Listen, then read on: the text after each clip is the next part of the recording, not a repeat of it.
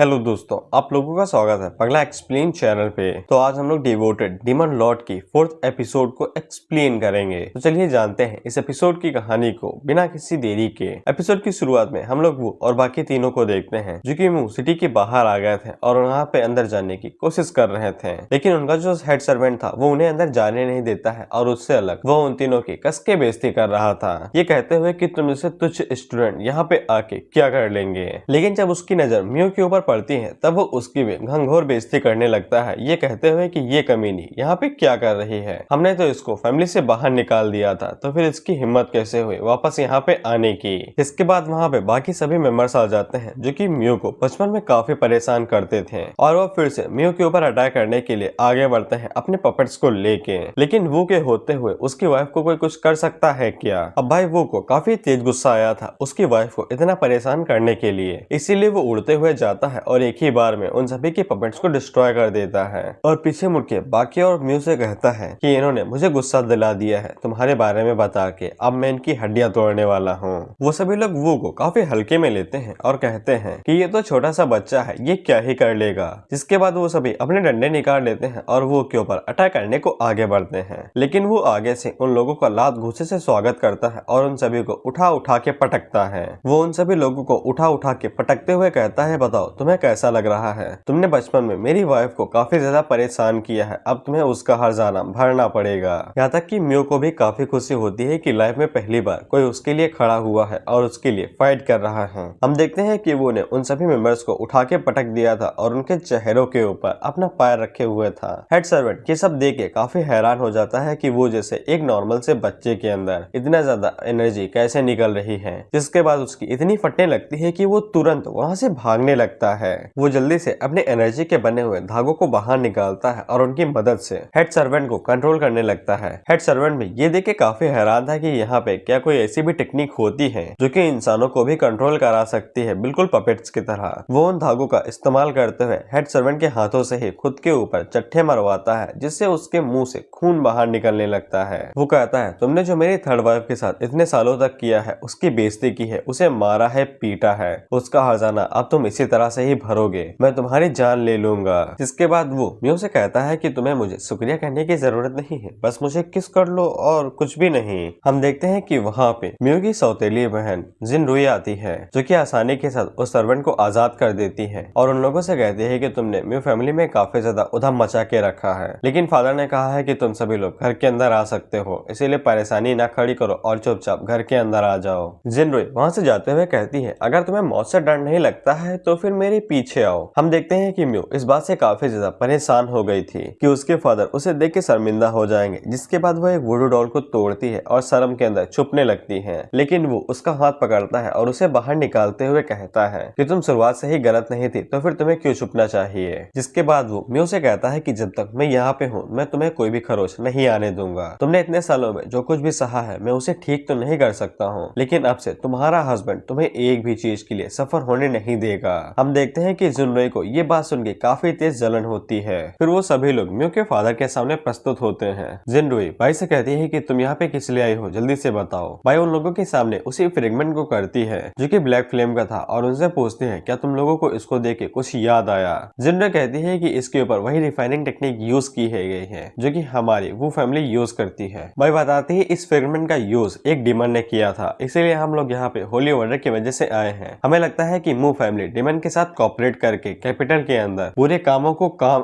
अंजाम दे रही है। मू फैमिली के हेड कहते हैं, क्या तुम इसी बात को लेके हमारी फैमिली के ऊपर शक कर रही हो जो कि पूरे कैपिटल की इतनी मदद करते हैं इतना ज्यादा टैक्स देके। ऐसा भी हो सकता है कि कोई डीमन चुपके से हमारे क्लैन के अंदर आ गया हो और उसने ये चीज उठा के लेके गया हो। इसके बाद मू फैमिली का फैमिली हेड अपनी एनर्जी को रिलीज करते हुए कहता है, क्या इस बात का कोई पक्का सबूत है कि हमने उसके साथ मदद की थी। जिससे भाई काफी ज्यादा हैरान होती है और वो जाते हुए कहती है कि हम ये रिपोर्ट कर देंगे कि हमें मू फैमिली के अंदर कुछ भी नहीं मिला है। लेकिन हेड उन लोगों से कहता है कि तुम मेरी फैमिली के अंदर अचानक से घुस गए और एक कुत्ते को पीटा, इसीलिए ये ओनर के ऊपर पे डिपेंड पड़ता है। तुम में से किसने मेरे सर्वेंट्स को मारा था, खड़े होके सामने आओ। वो बाहर निकल के कहता है, क्या तुम मेरी बात कर रहे हो? हाँ, मैंने उन कुत्तों को पीटा था, बताओ क्या कर लोगे। हेड कहता है, अच्छा तो तुम थे, तुम्हारे अंदर तो काफी हिम्मत है, लेकिन तुमने जो मेरी फैमिली के साथ किया है अब उसकी कीमत तुम्हें अपनी जान दे के चुकानी पड़ेगी। जिसके बाद वो अपने एक पावरफुल पपेट को वो लोगों के ऊपर अटैक करने को भेज देते हैं। लिंगजू बाई से कहती है ये तो काफी खतरनाक हो गया है, वो तो हमारे खिलाफ एक्शन ले रहा है। बाई कहती है हमें कैसा ना तैसे इसको रोकना होगा। तभी हम लोग म्यू को देखते हैं जो उन तीनों के सामने आ जाती है और फैमिली हेड से कहती है फादर प्लीज कुछ मत करिए, इन्होंने मेरी वजह से ये सब कुछ किया था। लेकिन म्यू का फादर उसे पहचानता ही नहीं है और कहता है तू कौन है बे, जिससे म्यू के पैरों तले जमीन खिसक जाती है। ये किसी बेटे के लिए इससे बुरी बात क्या हो सकती है कि उसका बाप ही उसको ना पहचाने।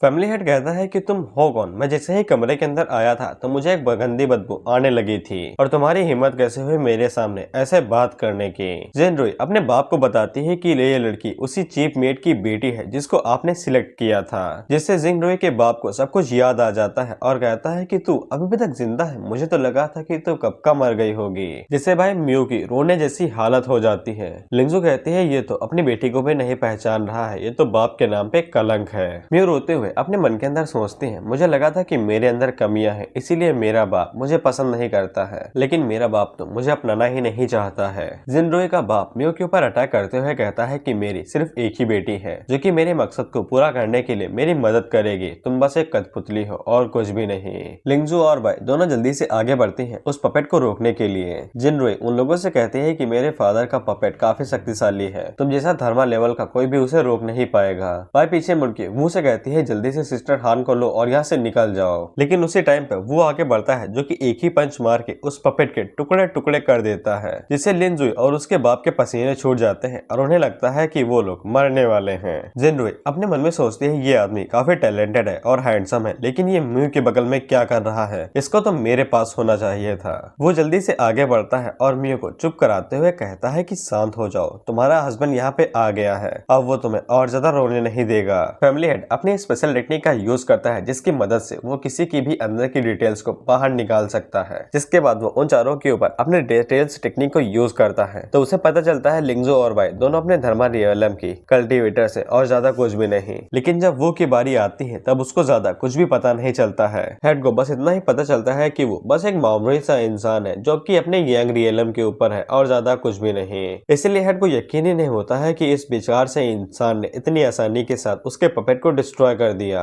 वो भी आगे से उसी तरह की टेक्निक को यूज करते हुए कहता है तुम तो अपने एम्परर के अंदर ही उंगली करने की कोशिश कर रहे हो, तुम्हारे अंदर इतनी हिम्मत कैसे आई, अब मेरी बारी है। जिसके बाद वो अपनी टेक्निक को यूज करता है तो उसकी टेक्निक इतनी शक्तिशाली थी कि हेड को लगता है कि जैसे वो ने उसको अपने हाथों में दबोच लिया है। वो कहता है चलो देखते हैं कि तुम्हारे असली रंग क्या है। फैमिली हेड अपने मन में सोचता है कि मैं इस तरह के यंग लेवल के बच्चों से कैसे हार सकता हूँ, मुझे ऐसा लगता है कि मैं अभी ही मरने वाला हूँ। वो बाई से कहता है कि इसका जो ऑरा है वो काफी ज्यादा ईविल है, मुझे नहीं लगता है कि ये कोई अच्छा इंसान है, मुझको ऐसा नहीं लगता है कि ये कोई अच्छा इंसान है क्योंकि असल में ये एक डीमन लॉर्ड है। हमें पता चलता है कि ये बंदा वही लेवल के पीक स्टेज पे है जो कि वो के भी ऊपर है, लेकिन ये बात मत भूलना कि वो ने अपनी आधी से ज्यादा पावर्स को सील करके रखा है, जिससे वो को पता चल जाता है कि अब तक कैपिटल के अंदर जितने भी डीमन वाले कांड हुए थे उन सभी के पीछे इसी बंदे का हाथ था और इसका नाम है वूली। वो कहता है कि जब तक मेरी वाइफ्स के साथ कुछ भी नहीं होता है मैं इसे शांत ही रखता हूँ, लेकिन जैसे ही इसकी उंगली मेरी वाइफ की तरफ बढ़ी मैं इसे काट दूंगा। लेकिन वो को म्यू के लिए बुरा लगता है क्योंकि मूली को वो नहीं सिलेक्ट किया था एक डीमन एम्परर बनवाने के लिए इंसानी दुनिया में, और शायद वो की वजह से ही म्यू को इतना सब सहना पड़ा था क्योंकि डीमंस इम्प्योर ब्लड यानी कि आधा इंसानी खून और आधा डीमन खून को जरा भी पसंद नहीं करते हैं। वो अपने क्लैन के साथ पोजेस्ड होते हैं, उन्हें सिर्फ अपने ही लोगों से प्यार होता है, बाकी सब गए तेल लेने। जिसके बाद वो म्यू से कहता है कि चलो तुम भी एक डीमन निकली, इसीलिए मुझे तुमसे ये सभी चीजें महसूस हो रही थी, मैं तुम्हारे खातिर इस मूली कुत्ते को जाने देता हूँ। मूली अपने मन में सोचता है कि ये दिखने में बस एक इंसान की तरह लगता है, लेकिन इसकी कल्टीवेशन को माप पाना भी नामुमकिन है। मुझे ऐसा लगता है जैसे कि मैं इसके अबायस के अंदर ट्रैप हो गया हूँ। लिंगजू बाई से कहती है कि हमें और कुछ भी पता नहीं लगाना है तो फिर हमें यहाँ से चलना चाहिए। बाई अपने मन में सोचती है कि हमें यहाँ पे और कुछ भी पता लगाने की जरूरत नहीं है, हमें सिर्फ डीमन स्पाइस के बारे में पता लगाना था जो हमें पहले ही पता चल चुका है, इसलिए जल्दी से हमें यहाँ से खिसक लेना चाहिए। हम फैमिली के साथ और कोई भी बदतमीजी नहीं करना चाहेंगे। इसके बाद बाई अपने लोगों को लेती है और वो तुरंत वहाँ से जाने लगती है, लेकिन मूली उन्हें रोकते हुए कहता है कि मैं तुम्हें यहाँ से जाने नहीं दे सकता हूँ, अगर तुम यहाँ से चले गए तो तुम एम्परर को ये रिपोर्ट नहीं कर पाओगे कि मैं एकदम इनोसेंस हूँ। अपने मन के अंदर सोचता है कि ये बंदा जरूर एम्परर का चेला होगा, अगर इसने ये बात रिपोर्ट कर दी तो हमारी मूव फैमिली कभी भी शांति से नहीं रह पाएगी। जिसके बाद मूली वहाँ पे कई सारे पपेट्स को बाहर निकाल लेता है और कहता है मुझे इस घटिया से बच्चे से डरने जाने की कोई भी जरूरत नहीं है। लेकिन तभी मूली देखता है कि वो उसकी तरफ मुड़ा है, जिससे उसके पसीने छूट जाते हैं और वो अपने मन के अंदर कहता है क्या ये एक्शन लेने वाला है, क्या इसने नोटिस कर लिया कि मैं क्या करने वाला था। लेकिन वो मियो का हाथ पकड़ता है और उसे वहां से ले जाते हुए कहता है कि हमें इससे कोई भी बात नहीं करनी है, हम लोग यहाँ से जा रहे हैं। जिनरुई अपने बाप की तरफ देखती है, तब उसके पसीने छूट रहे थे और वो कांप रहा था। जिनरुई ने इससे पहले अपने फादर को कभी भी इस तरह की स्टेटमेंट नहीं देखा था, इसीलिए उसको वो से पहली नजर का प्यार हो जाता है और उसको वैसे भी मियो से जलन होती है। और मियो जैसे के पास वो जैसा हैंडसम और ताकतवर बंदा कैसे हो सकता है। इसीलिए जिनरुई वो से कहती है कि अगर तुम मेरी बहन को छोड़ के मेरे पास आ जाते हो, तुम्हें फैमिली के अंदर जो कुछ भी है वो सब तुम्हारा हो जाएगा। मूली अपने मन के अंदर सोचता है कि मेरी बेटी ने सही चाल चली है, अगर ये बंदा हमारे टीम मेंबर बन जाता है तो इससे हम लोग इसे कंट्रोल कर पाएंगे और फिर ये मेरे ही चेस्ट के अंदर एक मोहरे की तरह बन के रह जाएगा। इसीलिए मियो भी अपने हाथ को वो के हाथों से छुड़ा लेती है। लेकिन वो भाई एक वफादार कुत्ता था, इसीलिए वो मियो को गले लगा लेता है फिर से और वो जिनरुई से कहता है कि तुमने जिस फैमिली की अभी बात की है उसकी कोई औकात ही नहीं है मेरे सामने। इसके अलावा स्पेशली तुम मुझे पसंद ही नहीं करती हो और तुम्हारा जो ये मुंह चला है ना, ये तुम्हारी फीलिंग से ज्यादा तुम्हारी फैमिली के लिए चला है, इसीलिए तुम लोगों की मेरे सामने कोई भी औकात नहीं है। वो वहां से जाते हुए कहता है कि मैं जा रहा हूँ, अगर तुमने मुझे दोबारा रोका मैं तुम्हारी हड्डियां तोड़ दूंगा। लेकिन वो जाते हुए मूली से कहता है कि सुन लो मेरी बात, तुमने कभी भी मेरी थर्ड वाइफ को अपनी फैमिली का मेंबर नहीं समझा है, इसीलिए अब से तुम्हारा इसके साथ कोई भी लेना देना नहीं है और अगर तुमने फ्यूचर में मेरी थर्ड वाइफ को परेशान करने की कोशिश भी की तो मैं तुम्हारी जान निकालूंगा और तुम्हें बीच से चीर दूंगा। जिनरुई चिल्लाते हुए वो से कहती है कि अगर कोई लेडी तुम्हें पसंद करती है तो फिर तुम्हें बदले में एक कुत्ते की तरह आके उसे चाटना चाहिए और प्यार करना चाहिए। अगर तुमने दरवाजे से बाहर एक कदम भी रखा तो फिर मैं तुम्हारे छोटे छोटे टुकड़े कर दूंगी, जल्दी से वापस आओ। लेकिन जिनरुई का बाप उसे रोक देता है और उसे कहता है कि तुम्हें उसके पीछे जाने की जरूरत नहीं है, वो कोई मजाक नहीं कर रहा था, वो सच में हम सभी को एक ही झटके में मार सकता है।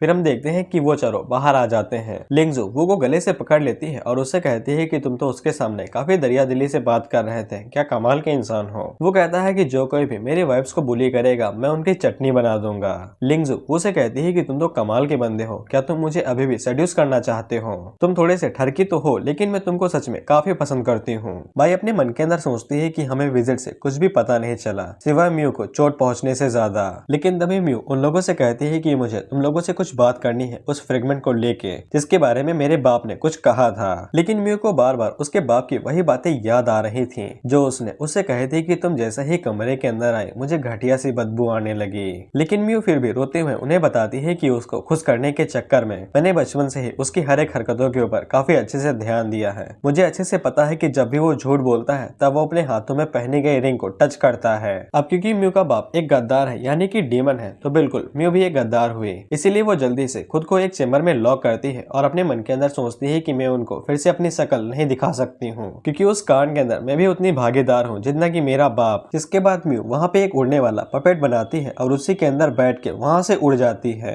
वो कहता है ऐसा लगता है कि थर्ड वाइफ काफी निराश हो गई है, उसके सगे बाप ने उसे पहचाना नहीं, उससे अलग अब वो पूरी इंसानियत का दुश्मन बन चुका है। लिंगजू बताती है कि म्यू की उड़ने वाली मशीन की स्किल इतनी ज्यादा अच्छी है कि डीन भी उसे पकड़ नहीं सकते हैं, इसीलिए ये तीनों किसी भी कीमत पे उसे पकड़ ही नहीं पाएंगे। इसीलिए भाई मैं ये काम तुम्हारे ऊपर छोड़ती हूँ और मैं जाके वहाँ पे सबको रिपोर्ट कर देती हूँ। भाई अपने मन के अंदर सोचते हैं कि म्यू ने बताया कि उसके बाप ने झूठ बोला है, इसका मतलब यही हुआ कि उसका बाप सच में कुछ छुपा रहा है। तो ऐसा लगता है कि हमें डीन को इसके बारे में जल्दी ही रिपोर्ट करनी होगी, नहीं तो मू फैमिली सच में कुछ बड़ा कांड करने वाली होगी। हम देखते हैं कि वो तीनों खिड़की से ये सब कुछ देख रहे थे। मूली कहता है उस कमीने की बच्ची सच में यहाँ पे एम्पायर के चूजों को ले आई, उस कमीने ने मेरे लिए काफी ज्यादा मुसीबतों को खड़ी किया है। हम लोग जिनरुई को देखते हैं जो कि अपनी इविल एनर्जी रिलीज करते हुए कहती है मैं चाहती हूँ कि वो कमीनी जल्दी से मारी जाए ताकि वो इंसान मेरा हो सके। मूली कहता है मैं भी उसे वही बेइज्जती वापस करना चाहता हूँ जो आज उसने मुझे दी है। हम लोग साफ साफ देख पाते हैं कि ये तीनों के तीनों डीमन है। उस कमीने वो ने एक ऐसी जगह पे पैर रखा है जहाँ से वो कभी भी निकल नहीं सकता है। हम लोग जैसे ही डीमन गॉडेस आइसिस को यहाँ पे समन कर लेंगे वो तुरंत ही मारा जाएगा, क्योंकि इंसानों ने हमारे राज को पता ही लगा लिया है। तो फिर फिर छुपने का कोई भी फायदा नहीं है, चलो उनको जलवा दिखा ही देते हैं। हम लोग देखते हैं कि वो लोग वहाँ पे एक सीक्रेट तय खाने को खोलते हैं तो वहाँ पे कई सारे पपेट्स रखे हुए गए थे और ये खास तरह के पपेट्स हैं। हमें पता चलता है कि इन लोगों के दो बड़े मकसद हैं। सबसे पहला मकसद है डीमन गॉडेस आइसिस को समन करना यहाँ इस इंसानी दुनिया में, जिसके बाद उसका यूज करके अपर वर्ल्ड में एक सुप्रीम बीइंग बनना, जिसकी तैयारी इन लोगों ने कई सालों पहले से ही शुरू कर दी थी और अब चीजें यहाँ से डार्क टोन लेने वाली हैं, तो कुर्सियां संभाल के रखो। फिर हम लोग भाई को देखते हैं जो कि सारी जानकारी एम्परर को बता देती है कि इन्वेस्टिगेशन के बाद इन लोगों को पता चला है कि मू फैमिली के ऊपर सबसे ज्यादा शक किया जा सकता है कि उनका लेना देना डीमन क्लैन के साथ हो सकता है, जिससे वहाँ के सभी सोल्जर हैरत में आ जाते हैं क्योंकि मू फैमिली काफी बड़ी फैमिली है और एम्पायर के अंदर ज्यादातर मदद मू फैमिली की नहीं की है। उन्हें के यहाँ पे सारी चीजें हैं जैसे कि आर्मेंट, सप्लीमेंट, ज्यादा से ज्यादा पैसा मू फैमिली ने ही टैक्स के रूप में दिया है। इसीलिए अगर मू फैमिली एक डीमन क्लैन के साथ रिश्ता रखती है तो ये कैपिटल के लिए सबसे बड़े संकट से कम नहीं होगा।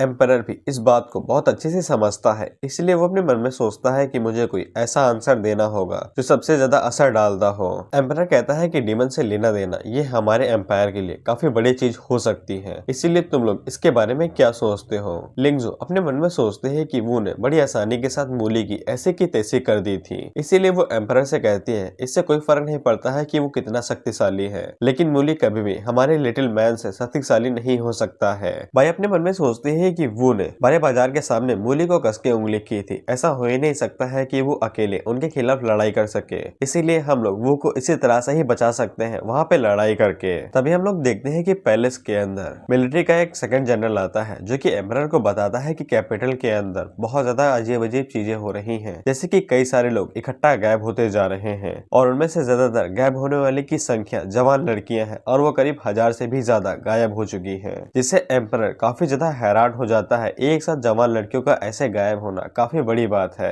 ये सारी चीजें एक ही चीज की तरफ इशारा करती है कि मू फैमिली भी ब्लैक फ्लेम की तरह किसी डिमोनिक ड्रैगन को समन करना चाहती है। एम्परर कहता है कि वो कभी भी अपने कैपिटल के लोगों के साथ ऐसा होने नहीं देगा क्योंकि मू फैमिली ने पहले ही अपने कदम आगे बढ़ा लिया है, इसीलिए पीछे हटने से कोई भी फायदा नहीं है। इसके बाद वो सेकंड जनरल से कहता है लू साओ जल्दी से 5000 वॉरियर्स को लो और जाके उन लड़कियों को बचा के आओ। हमें जैसे ही पता चल जाता है कि मू फैमिली का डीमंस के साथ कोई लेना देना है मैं वैसे ही उन्हें धर दबोच लूंगा, तुम्हें चिंता करने की जरूरत नहीं है। इसके बाद लू साओ 5000 वॉरियर्स को लेता है और मू फैमिली की तरफ चला जाता है उन लड़कियों को बचाने के लिए। लू साओ अपने वॉरियर से कहता है कि हमें किसी भी कीमत पे उन खूबसूरत लड़कियों को बचाना ही होगा। मू फैमिली की हिम्मत कैसे हुई उन प्यारी लड़कियों के ऊपर हाथ डालने की। हम लोग देखते हैं कि मू फैमिली ने अपने सारे डीमंस को ऑर्डर दे दिए थे कि खुलेआम कत्लेआम मचा दो, इसीलिए वो लोग रास्ते के बीच में ही खड़े थे कि जैसे ही सोल्जर वहां पे आए तो वो उनके ऊपर अटैक कर दे। लेकिन हम लोग लू साओ को देखते हैं जिसकी पावर कुछ ज्यादा ही थी, इसीलिए वो बड़ी आसानी के साथ उन डीमंस को हराने लगता है।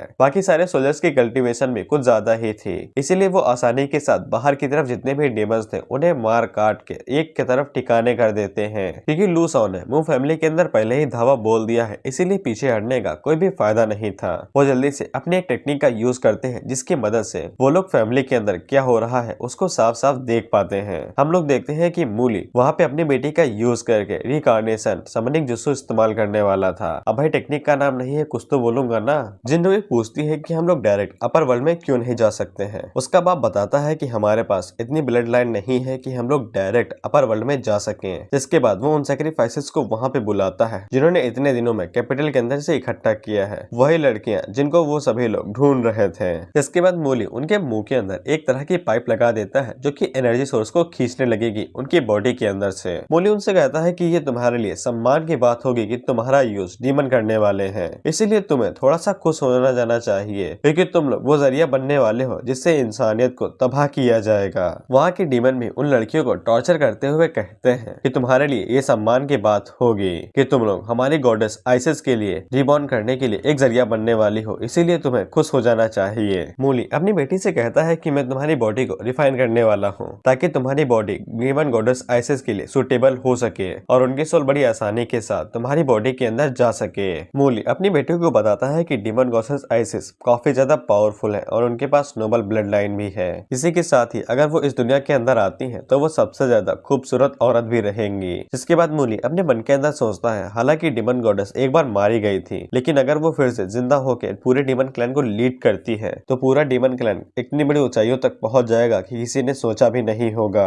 40 साल पहले डीमन गॉडेस को ओरेकल वर्ल्ड में भेज दिया गया था, बोले तो आकाशवाणी वर्ल्ड। हम लोग वहाँ पे मूली के जवान वाले वर्जन को देखते हैं और कई सालों तक लगातार प्रार्थना करने के बाद डीमन गॉडेस आइसिस ने उन्हें आखिरी बार में कोई जवाब दिया था। और हमें पता चलता है कि ह्यूमन वर्ल्ड के अंदर अभी तक जितने भी डीमन वाले कांड हो रहे थे उन सभी के पीछे डीमन गॉडेस आइसिस का हाथ था। उन्होंने यहाँ के सारे डीमंस को इंसानी वर्ल्ड में भेजा था, जिसे के चलते ही ओरेकल वर्ल्ड के जितने भी डीमंस थे वो सभी कैपिटल के अंदर आ गए, जहाँ पे ब्लैक फ्लेम ने जल्दी से जाके बाई की जो कंट्री थी वहाँ पे डिमोनिक ड्रैगन के साथ अटैक कर दिया। और मूली ने इसी बात का फायदा उठा के कैपिटल के अंदर घुस आया और यहाँ पे जबरदस्ती अपनी नस्ल के बच्चे पैदा करने शुरू कर दिए, ताकि कोई बच्चा ऐसा पैदा हो जो कि डीमन गॉडेस आइसिस के लिए एक वेसल बन सके। और सभी बच्चों में से 100 तो ऐसे ही मारे गए, सिर्फ उनमें से जिनरुई ही बची और कोई नहीं। और उसी की बॉडी डीमन गॉडेस आइसिस के लिए परफेक्ट है। जिसके बाद जिनरुई की बॉडी को रिफाइन करना शुरू किया जाता है ताकि उसकी बॉडी आइसिस के लिए कैपेबल हो सके।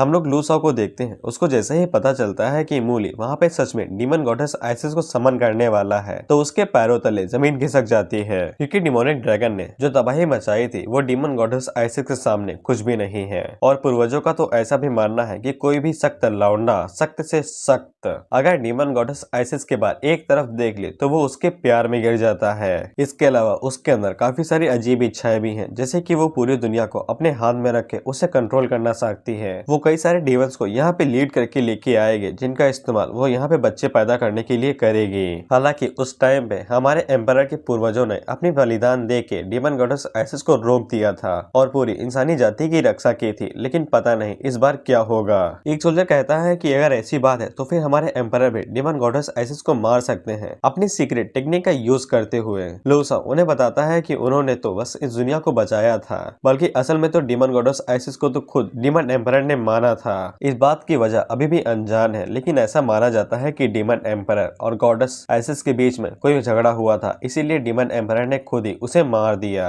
लू साओ उन लोगों से कहता है यहाँ तक कि ब्लैक फ्लेम भी हमें नहीं रोक सका, तो फिर हम लोग किसी भी कीमत पे उन खूबसूरत लड़कियों को इस तरह से बेइज्जती भरा महसूस नहीं होने दे सकते हैं। जिसके बाद वो छत को तोड़ता है और डायरेक्ट मूली के ऊपर अटैक करने के लिए नीचे घुस जाता है, जहाँ पे नी बॉडी रिफाइन की जा रही थी। हम देखते हैं कि लू साओ डायरेक्ट उन लोगों के ऊपर अटैक करता है, जिससे वो सभी लोग एक जाल के अंदर फंस जाते हैं और वहाँ पे जितने भी डीमंस थे वो सभी अपनी जगह से हिल भी नहीं पाते हैं। बाकी सारे सोल्जर्स जल्दी से आगे बढ़ते हैं और लड़कियों को बचाना शुरू कर देते हैं। लू साओ अपने लोगों से कहता है कि पहला मिशन यहाँ पे पूरा हो गया है, सेकंड टीम को जल्दी से भेजो ताकि वो रिकार्नेशन प्लेटफॉर्म को डिस्ट्रॉय कर दें। जिसके बाद लू साओ मूली से कहता है कि मैं यहाँ पे तुम्हारे मिशन को फील करने के लिए आया हूँ। डीमन और इंसान दोनों बचपन से ही एक दूसरे के दुश्मन रहे हैं, इसीलिए तुम्हारे पास ऐसा कोई चांस ही नहीं था कि तुम हमें हरा सको और डीमन गॉडेस आइसिस को समन कर सको। मूली यूलाओ से कहता है, क्या तुम्हें सच में लगता है कि तुम कुछ सोल्जर्स को लेके मुझे यहाँ पे आके मार सकते हो और रिकार्नेशन प्लेटफॉर्म को डिस्ट्रॉय कर सकते हो? क्या तुम्हें सच में लगता है कि तुम शक्तिशाली वॉर गॉड हो? जरा उस आर्मी की तरफ देखो जिसको मैंने कुछ महीनों में तैयार किया है, जो कि तुम्हारी आर्मी को एक झटके में निगल जाएगी।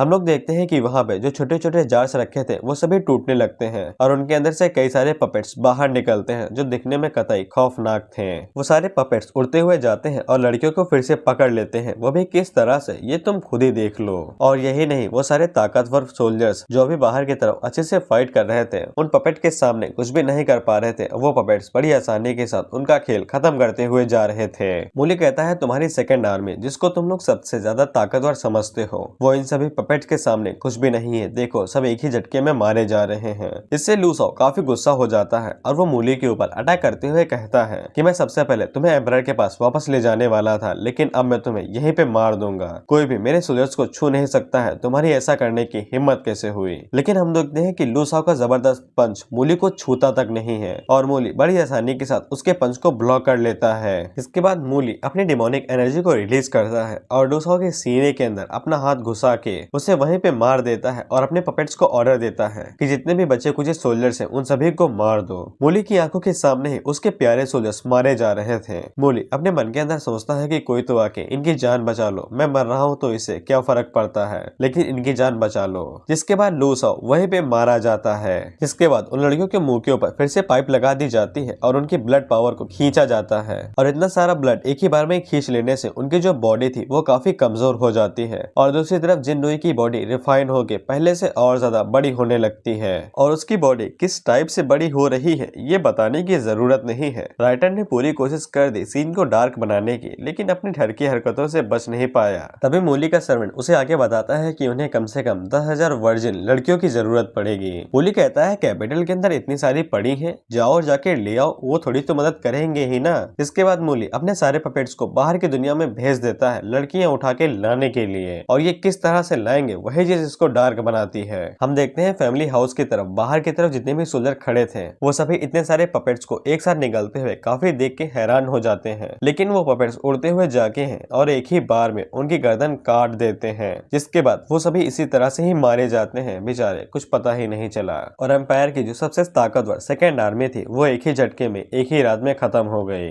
फिर हम लोग वू को देखते हैं जो बिजली की रफ्तार से म्यू का पीछा कर रहा था उसको ढूंढने के लिए, लेकिन वू ने अपनी पूरी ताकत का इस्तेमाल कर लिया था, लेकिन वो फिर भी म्यू को पकड़ नहीं पाया था। वो कहता है म्यू की लाइफ हमेशा ट्विस्ट एंड टर्न से भरी हुई थी, यहाँ तक कि उसकी खुद की फैमिली ने उसे काफी ज्यादा परेशान किया है और उसके दिल के ऊपर ऐसे कई सारे घाव दिए हैं जिनको भरा नहीं जा सकता है, लेकिन तुम्हारा पति तुम्हें कभी भी नहीं छोड़ेगा, भले ही चाहे तुम इस दुनिया के आखिरी कोने में ही क्यों ना छुप जाओ। इसके बाद वो वहाँ पे एक स्पेशल टेक्निक को रिलीज करता है जिससे उसे हर एक चीज के बारे में पता चल जाता है कि कौन सी चीज कहाँ पे छुपी हुई है, लेकिन वो को काफी ज्यादा देर तक ढूंढने के बावजूद भी म्यू नहीं मिलती है। लेकिन जब वो रेडियस को बोले तो घेरा को ज्यादा बढ़ाता है तब उसे म्यू मिल जाती है, जो कि बिल्कुल जमीन के किनारे पे बैठे हुए थे क्योंकि आगे सिर्फ समुद्र था। हम लोग म्यू को देखते हैं जो डिप्रेशन में जा चुकी थी। म्यू कहती है मेरे पैदा होने का कोई मतलब नहीं था, मेरी मदर जवानी में ही मारी गई, मेरा बाप मुझको ही नहीं पहचानता है, इसीलिए इस दुनिया में मेरा रहने का कोई भी मतलब नहीं बनता है। इसके बाद म्यू मशीन के सेल्फ डिस्ट्रक्ट मोड को एक्टिवेट करती है, जिससे वो मशीन अपने चारों तरफ एक जंजीर बांध लेती है और पानी के अंदर कूद जाती है।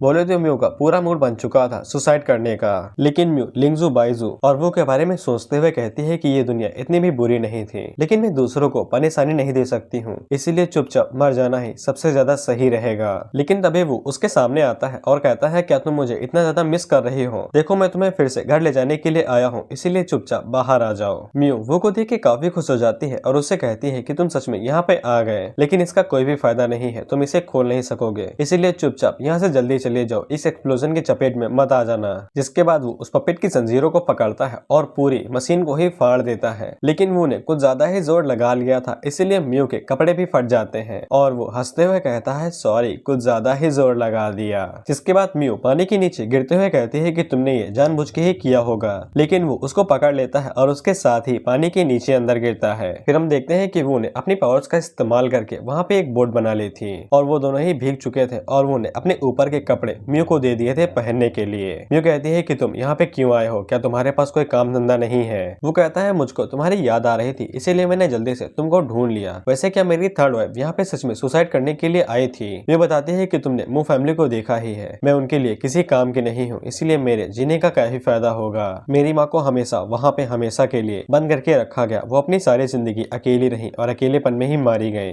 मेरा बाप मुझे कुत्ते की तरह ट्रीट करता था अपनी मू फैमिली के अंदर, लेकिन मैंने फिर भी वहाँ पे मशीन बनाना सीखा और अपनी पूरी जान लगा दी ताकि वो मेरी हल्की सी तारीफ करे, लेकिन आखिर में वो मुझे पहचान ही नहीं सका कि मैं उसकी बेटी हूँ। जिसके बाद ये पता चला कि उसका लेना देना डीमंस के साथ है, अब वो पूरी इंसानी जाति का दुश्मन बन चुका है। बिना बाप बाप की छोड़ी गई एक बेटी जो कि गद्दार है, क्या मेरे पास ऐसा कोई हक भी है कि मैं इस जिंदगी सही से गुजार सकूं। वो कहता है कि तुम जिस पहचान को इतनी ज्यादा अहमियत दे रही हो क्या वो सच में इतनी जरूरी है, चलो मैं तुमको अपना बिग बेबी दिखाता हूँ। बिग बेबी का नाम सुन के म्यू काफी शर्माने लगती है और कहती है कि मुझे नहीं देखना है। जिसके बाद वो अपनी डिमोनिक एनर्जी को रिलीज करते हुए कहता है मेरी तीसरी वाइफ तुम्हें हमेशा अपने लिए जीना चाहिए, ना कि दूसरों को खुश करने के लिए। म्यू बिग बेबी देखना तो नहीं चाहती थी, लेकिन इसके बावजूद वो अपनी उंगलियों के बीच से झांक रही थी। लेकिन जब म्यू वू के बिग बेबी को देखती है तब वो काफी हैरान हो जाती है। दरअसल वो वहाँ पे अपनी डीमन फॉर्म को रिलीज कर रहा था और उसकी एनर्जी से वहाँ पे पंख बन गए थे। वो म्यू से कहता है कि तुम्हें वो पहले इंसान हो जिसने इंसानों के बीच में मेरी पहचान को जाना है।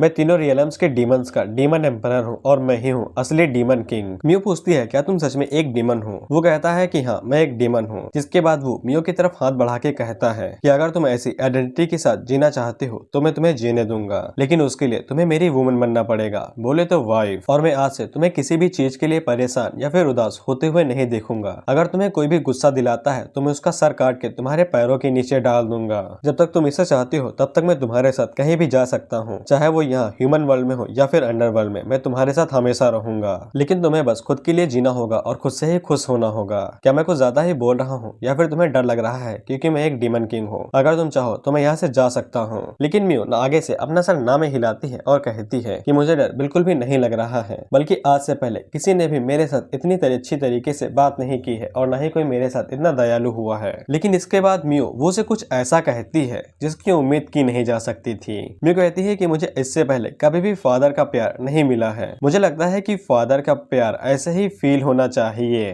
क्या मैं तुम्हारी डॉटर बन सकती हूँ? जिससे वो के सीने के अंदर 3-4 तीर घुस जाते हैं और उसकी मौत वहीं पे हो जाती है। जिससे वो म्यू के ऊपर चिल्लाते हुए कहता है कि मैं यहाँ पे बेटी ढूंढने के लिए नहीं आया हूँ, मुझे वाइफ चाहिए। क्या तुम्हें ये बात समझ में नहीं आती है? मैं यहाँ पे अपने लिए वाइफ्स का ग्रुप बनाने के लिए आया हूँ, ना कि बेटियों का। जिससे म्यू समझ जाती है और कहती है ठीक है, मैं समझ गई हूँ। जिसके बाद म्यू वो से कहती है कि मैं अपने पवेलियन के सीक्रेट की सिर्फ उन्हीं लोगों को देखती हूँ जिनके ऊपर मैं सबसे ज्यादा विश्वास करती हूँ, जैसे कि सिस्टर बाई। और मुझे नहीं लगा था कि मेरे पास एक से ज्यादा लोग होंगे, इसीलिए मैंने सिर्फ 2 ही की बनाई थी। लेकिन अब मैं तुम्हारे लिए भी एक बना दूंगी और मुझे बिल्कुल भी शर्म नहीं आ रही है, इसीलिए मैं तुम्हारी वाइफ बनने के लिए तैयार हूँ। मुझे एम्परर की वुमन बनने में कोई भी दिक्कत नहीं है और मैं अब से इसी आइडेंटिटी के साथ जीऊंगी कि मैं एम्परर की वाइफ हूँ। जिसके बाद म्यू वो से कहती है कि मैं अपने आप को तुम्हारे हवाले करती हूँ। जिसके बाद वहाँ पे माहौल गर्म होने लगता है। वो अपने मन के अंदर सोचता है मैंने जितना सोचा था मुझे उससे ज्यादा मिलने वाला है, वाओ क्या किस्मत है। हम देखते हैं कि वहाँ पे शादी से पहले सुहागरात की तैयार होने ही वाली थी कि उससे पहले ही उन लोगों को किसी की चिल्लाने की आवाज सुनाई देती है। हम देखते हैं कि जिस खाई से म्यू छलांग लगा रही थी वहीं पे कई सारी लड़कियां आ गई थी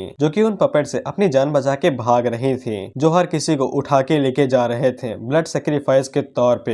हम देखते हैं कि उन पपेट्स के अंदर हवस कूट कूट के भरी गई थी, इसीलिए वो लड़कियों को देख के अपनी लार बहा रहे थे। हम देखते हैं कि रोड खत्म हो जाने की वजह से वो लड़कियां वहीं पे रुक जाती हैं, जिससे वो पपेट्स उन्हें पकड़ लेते हैं और अपने मुंह के अंदर से पाइप को निकाल के उनके अंदर से ब्लड को खींचने लगते हैं। हम लोग म्यू को देखते हैं जिनको उनकी चीखें सुनाई दे जाती हैं और वो से कहती है कि ऐसा लगता है कि कुछ लड़कियां मुसीबत में हैं, उनके ऊपर किसी डीमन ने अटैक किया है। वो कहता है कि वो भी हमारी तरह एंजॉय करने के लिए आए होंगे, तुम्हें उस चीज के ऊपर फोकस करना चाहिए जिसको तुम करने जा रही थी। कोई दीवाना है जो कि तुम्हारे लिए इंतजार कर रहा है, तुम्हें बाकियों को परेशान करने की जरूरत नहीं है। लेकिन म्यू कहती है मिस्टर डीमन किंग हमें लगता है कि हमें यहीं पे रुकना होगा। जिससे वो का मूड बिल्कुल खराब हो जाता है और वो उन सभी को गाली देते हुए कहता है इनकी माँ का नाका साका, ये साले मुझे इतना परेशान करते हैं कि पूछो नहीं। इधर हम लोग उन पपेट्स को देखते हैं, वो पपेट्स अपने पाइप को उन लड़कियों को मुंह में लगा देते हैं और साथ ही साथ उनके ब्लड को खींचते हुए उनकी ब्रेस्ट को भी दबा रहे थे। और साइड में जरा इस पपेट को देखो कि ये क्या करने की कोशिश कर रहा है। जिसके बाद वहाँ पे वो उड़ते हुए आता है, वो भी म्यू के साथ। म्यू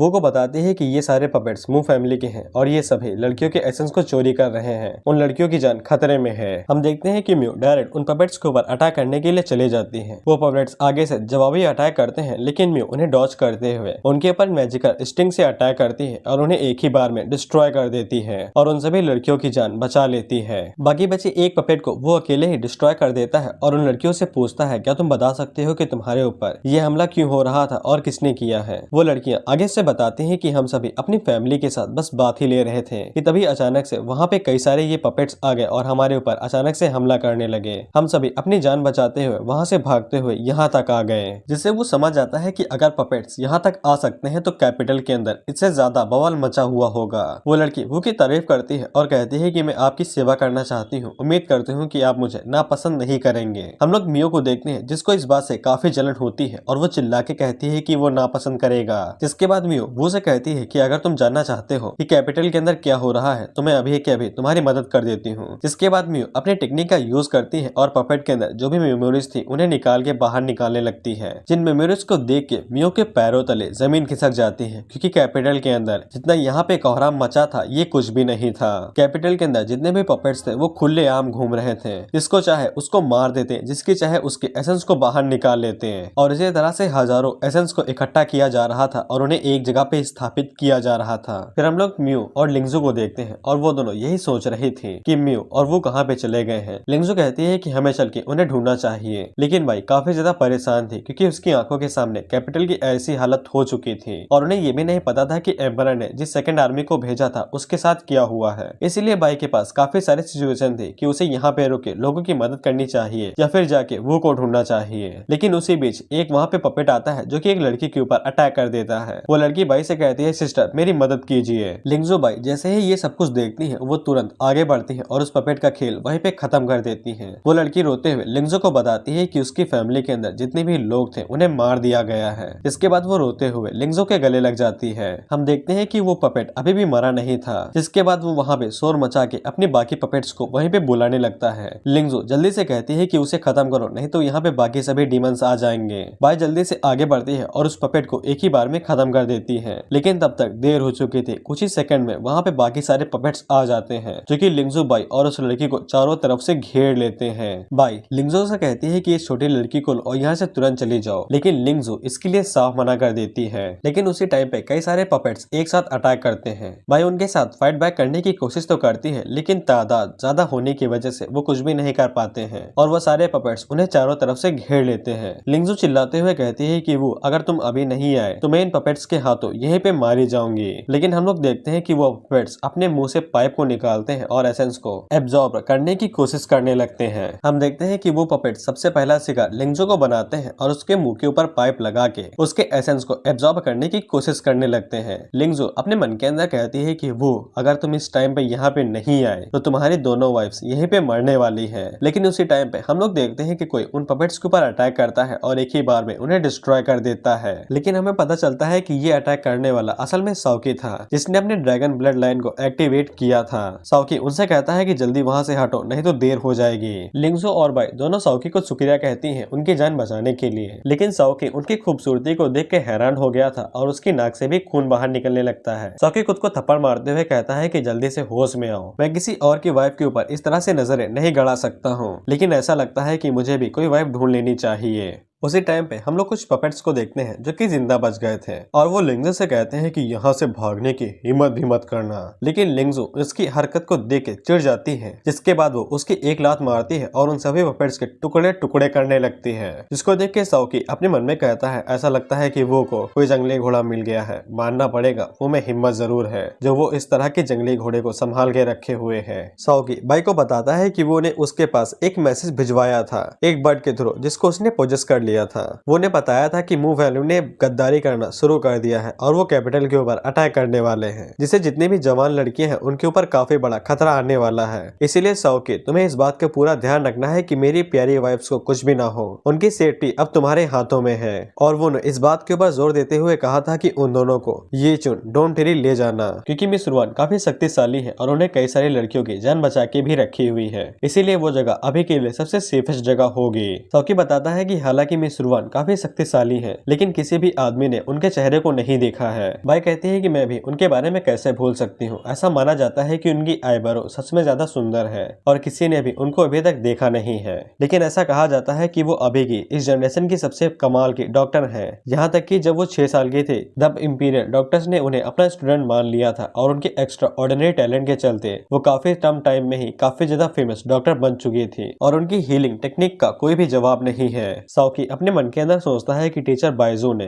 उस औरत की काफी ज्यादा तारीफ करी है, पता नहीं वो औरत दिखने में कितनी सुंदर होगी। बाई कहती है मिस रुआन ने वहाँ पे कोई ना कोई शेल्टर बनाया होगा, इसीलिए हमें इस छोटी बच्ची को वहीं पे भेज देना चाहिए, ये वहाँ पे सेफ रहेगी। लेकिन तभी बाई पीछे मुड़ के लिंगजो की तरफ देखती है, जिसकी हालत खराब हो चुकी थी क्योंकि वहाँ पे कई सारे पपेट्स आ चुके थे जो कि उसको सरपास कर गए थे। लिंगजो अपने मन के अंदर सोचते है कि मू फैमिली का वो आदमी साला सच में कमीना है जो उसने इस तरह के पपेट्स को कैपिटल के अंदर खुला छोड़ दिया है, पता नहीं इन्होंने कितने लोगों की जाने ली होंगी। वो पपेट लिंगजो से कहते हैं कि अपनी इतनी ज्यादा एनर्जी को वेस्ट न करो, वैसे भी तुम लोग जल्द ही पकड़े जाने वाले हो। भाई वहाँ पे आके लिंगजो से कहती है कि ये पपेट्स एक ऐसी आर्ट का इस्तेमाल करते हैं जिससे ये लोग लड़कियों के अंदर से उनकी एसेंस को बाहर निकाल लेते हैं। साओकी अपने मन के अंदर सोचता है कि वो ने मेरी जान बचाई थी, इसीलिए मैं किसी भी कीमत पे उसकी वाइफ्स की रक्षा करूंगा, भले ही चाहे मुझे अपनी जान देनी पड़े। हम लोग देखते हैं कि वो सारे पपेट्स एक साथ उन तीनों के ऊपर अटैक करते हैं। साओकी जल्दी से उन तीनों के सामने आ जाता है और कहता है कि बिल्कुल भी आगे मत आना। लेकिन तभी हम लोग देखते हैं कि वहाँ पे एक फीमेल पपेट आती है जो कि उन सभी से कहती है कि उन्हें मत मारो। हम देखते हैं कि उस फीमेल पपेट के ऊपर एक तितली भी बैठी हुई थी जिसको हम लोग डायरेक्ट म्यू की मदर से कनेक्ट कर सकते हैं। वो सभी पपेट उस रोबोट से कहते हैं कि तुम्हें क्या चाहिए, हम सभी डीमन किंग के आदेश पे ये सब कुछ कर रहे हैं और तुम हो कौन। लेकिन वो फीमेल पपेट उन लोगों से कहती है कि चुपचाप नीचे बैठ जाओ, जिससे वो सभी पपेट चुपचाप नीचे बैठ जाते हैं। भाई अपने मन के अंदर सोचती है कि इस रोबोट में कुछ तो अलग बात है, ना कि इसकी पावर ज्यादा है बल्कि ये इन सभी के ऊपर कंट्रोल भी कर सकती है। और सबसे अलग बात कि इसने इंसानों के जैसे कपड़े पहन रखे हैं और मुझे इसके अंदर से ऐसी फीलिंग क्यों आ रही है जिसको मैं पहले से जानती हूँ। लेकिन वो फीमेल पपेट बाई की तरफ देखती है और कहती है कि ये बिल्कुल उसी तरह है। बाकी सारे पपेट उससे पूछते रहते हैं कि तुम कौन हो और यहाँ पे किस लिए आई हो, क्या डीमन किंग ने कोई नए ऑर्डर्स दिए हैं? हमारे लिए सबसे जरूरी काम यह है कि हम लोग जल्दी से एसेंस को इकट्ठा करें। लेकिन वो फीमेल पपेट उन लोगों की तरफ आगे बढ़ते हुए कहती है, मुझे जल्दी से बताओ कि मियू कहाँ पे है, उसको तुम लोगों ने कहाँ पे रखा है? साओकी उससे कहता है कि पीछे ही रहो, अगर तुमने एक भी कदम आगे बढ़ाया तो मैं तुम्हें डिस्ट्रॉय कर दूंगा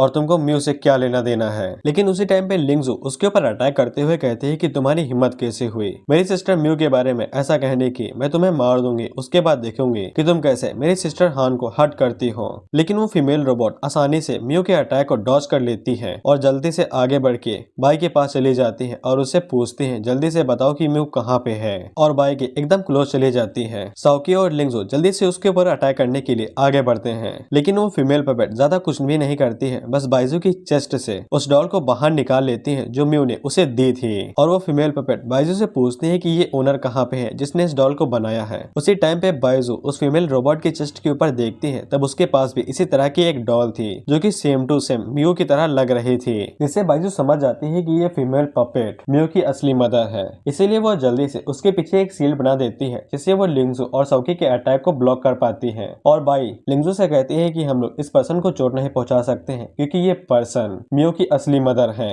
और सबसे बड़ी बात, उसके गले में वो डॉल देख रही हो, वो डॉल एक ऐसी चीज है जिसको मियू सिर्फ उन्हीं लोगों को देती है जिसके ऊपर वो सबसे ज्यादा भरोसा करती है, जिससे वो सभी लोग भी समझ जाते हैं कि ये फीमेल पपेट मियू की असली मदर है। लेकिन लिंगजू बाई से पूछती है कि अगर ये मियू की असली मदर है तो फिर ये इतना ज्यादा बदल कैसे गई? बाई बताती है कि हमें मियू के बारे में बस इतना पता है कि उसकी मदर की डेथ होने के बाद उसे मियू फैमिली से बाहर निकाल दिया गया था। लेकिन मुझे लगता है कि मियू फैमिली का जो एल्डर है उसने जरूर अपनी वाइफ को एक टूल की तरह इस्तेमाल किया होगा वार पपेट डेवलप करने के लिए। बेचारी मियू को इसके बारे में पता भी नहीं होगा कि उसकी मदर के साथ क्या क्या हुआ था, जिसके बाद मुझे लगता है कि आंटी ने वहां से बाहर निकल गई होंगी और उसके बाद उन्होंने मियू को ढूंढना शुरू किया क्योंकि उनकी बॉडी से मियू की सेंट जा चुकी है, इसीलिए शायद वो अपनी बेटी को ढूंढ नहीं पा रही है। मियू की मदर उन दोनों से पूछती है कि वो कहाँ पे है, यहाँ पे जल्दी ही खतरा आने वाला है, इसीलिए हमें यहाँ से जल्दी भागना होगा। लिंगजू उसे कहती है कि आप चिंता मत करिए, मियो भी किसी ऐसे बंदे के साथ है जिसके ऊपर हम लोग सबसे ज्यादा भरोसा करते हैं। साओकी मियो की मदर से कहता है कि अगर आपको इस तरह से बनाया गया है तो फिर इन सभी को भी इसी तरह से बनाया गया होगा,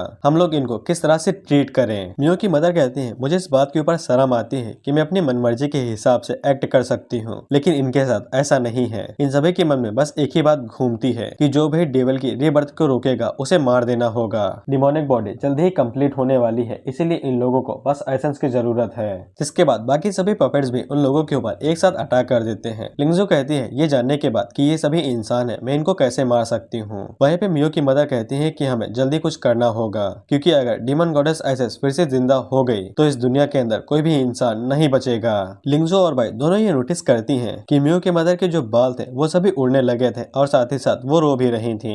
मियो की मदर कहती है कि जब तक इस दुनिया में कोई भी जिंदा नहीं बचेगा तो इसका मतलब यह है कि मियो भी जिंदा नहीं बचेगी। इसके बाद मियो की मदर अपने बालों को टेंटिकल की तरह यूज करती हैं और जितने भी पपेट उनके पास आते हैं वो उन्हें एक ही बार में मार के डिस्ट्रॉय कर देती हैं। और वो इसी तरह से उन सभी पपेट को डिस्ट्रॉय करते हुए कहती हैं कि अगर आइसिस दोबारा जिंदा हो गई तो इस दुनिया में एक भी जिंदगी नहीं बचेगी, जिसका मतलब है कि मियो भी मारी जाएगी। भाई कहती है पता नहीं मेरी आंटी किस चीज से गुजरी है, जिनको एक भी मार्शल आर्ट नहीं आती थी अब वो एक किलिंग मशीन बन गई है जिनको मारने के सिवा कुछ भी नहीं आता है। मियो की मदर उन लोगों के सामने उन सोल्स को करती है जिनको मूली ने बनाया था और पपेट्स के अंदर डाल दिया था और इनको फिर से जिंदा करने का कोई भी रास्ता नहीं था, इसीलिए इनको डिस्ट्रॉय ही करना पड़ेगा। मियो की मदर बाई और लिंगजू से कहती है कि तुम लोग मेरे साथ हो, तुम सभी मियो की दोस्त हो और मैं तुम्हें मरने नहीं दे सकती हूँ। लेकिन लिंगजू उन्हें बताती है कि उनके कंधों के ऊपर काफी बड़ी जिम्मेदारी है। उन लोगों को ट्रेन ऐसे ही किया गया है कि जब भी खतरा है तो वो लोग कैपिटल की रक्षा करें, भले ही चाहे इसमें जान ही क्यों ना चली जाए। मियो की मदर उन दोनों को गले लगा के कहती है कि तुम दोनों के कंधों के ऊपर काफी बड़ी जिम्मेदारी है, लेकिन तुम दोनों की उम्र बिल्कुल मियो के बराबर ही है। मैंने तुम लोगों को गलत समझ लिया, इसीलिए मैं जाके अपनी काबिलियत को पूरा करती हूँ जो कि मेरी जिम्मेदारी है, इसीलिए मैं मियो को कुछ भी होने नहीं दे सकती हूँ क्योंकि इन 10 सालों के अंदर मैंने बस मियो को देखा ही है, उसके लिए कुछ भी नहीं करा है क्योंकि अब मेरे पास एबिलिटी है, इसीलिए एक मदर की तरह मैं उसको बचा सकती हूँ। मियो की मदर जैसे ही उड़ते हुए मियो की तरफ जा रही थी तो तभी मूली उन्हें ऑर्डर देता है कि जल्दी से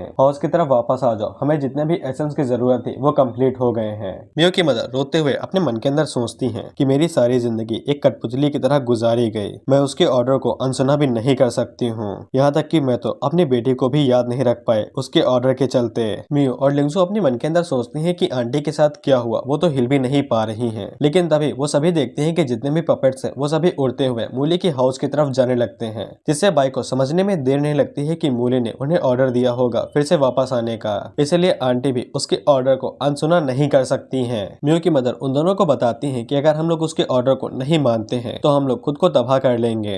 लिंगजू कहती है कि हम लोग उन धागों को काट दे जिनकी वजह से ये कंट्रोल हो रही हैं। लेकिन मियो की मदर उनसे कहती है कि तुम्हें फालतू में मेहनत करने की जरूरत नहीं है, मैं आखिर में अपनी बेटी के लिए कुछ भी नहीं कर सकी। जिसके बाद उनकी यादें फिर से मिटा दी जाती हैं और वो फिर से एक नॉर्मल पपेट बन के ऑर्डर्स को फॉलो करने लगती हैं और उड़ते हुए मूली की हाउस की तरफ जाने लगती हैं। जिससे भाई समझ जाते हैं कि मियो की मदर भले ही अपनी इच्छा शक्ति के बलबूते पे अपनी बॉडी को कंट्रोल कर पा रही थी, लेकिन वो अभी भी मूली की जो बेड़ियां हैं उनसे आजाद नहीं हो पाई हैं। जिसके बाद भाई लिंगजू से कहती है ऐसा लगता है कि हमें भी मुंह के घर जाना होगा ताकि हम लोग मियो की जान बचा सकें। साओकी उन दोनों से कहता है कि मैंने ब्रदर वू से वादा किया था कि मैं तुम दोनों की रक्षा करूंगा, लेकिन अगर तुम दोनों वहाँ पे जाना चाहती हो तो फिर मैं भी तुम्हारे साथ चलूंगा ताकि तुम्हारे साथ फाइट कर सकूं। लेकिन लिंगजू साओकी से कहती है कि बेवकूफ, तुम्हें ऐसा टाइम वेस्ट नहीं करवाना चाहिए। लेकिन साओकी उन लोगों से कहता है हमने पहले ही टाइम को काफी वेस्ट कर दिया है क्योंकि हमने इस चीज को नोटिस नहीं किया था। जिसके बाद साओकी सीरियस होकर उन लोगों को एक तरफ इशारा करता है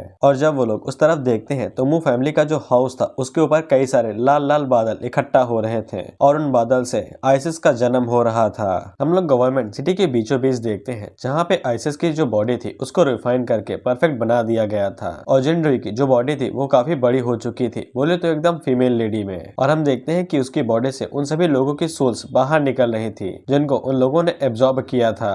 मूली कहता है इतने सालों तक तैयारी करने के बाद मुझे बस इसी दिन का इंतजार था, अब ये पूरा कैपिटल एक राख में बदल जाएगा और यहाँ पे डीमन क्लैन को स्थापित किया जाएगा। मूली कहता है कि मैं ब्लैक फ्लेम डीमन की तरह नहीं हूँ जो कि एक डीमन एम्परर बनना चाहता है, मैं आज यहाँ पे जिंदा सिर्फ इसलिए खड़ा हूँ क्योंकि उस दिन मुझे डीमन गॉडेस आइसिस ने उन जंगली भेड़ियों से बचाया था, इसीलिए मैं डीमन गॉडेस आइसिस को दोबारा देखना चाहता हूँ। मैंने इस चीज के लिए सदियां लगा दी और अपना सब कुछ बलिदान कर दिया। हम लोग जिनरुई को देखते हैं जो कि खुश होकर कहते हैं कि मेरी बॉडी अब परफेक्ट हो चुकी है एक नोबल सोल को अंदर लेने के लिए, अब मुझे कोई भी दिक्कत नहीं होगी। इसके बाद मूली रिकार्नेशन को शुरू करता है और हम देखते हैं कि डीमन गॉडेस आइसिस की जो सोल थी वो सभी लड़कियों के सोल को एब्जॉर्ब करके लगातार जिनरुई की तरफ आगे बढ़ती जा रही थी।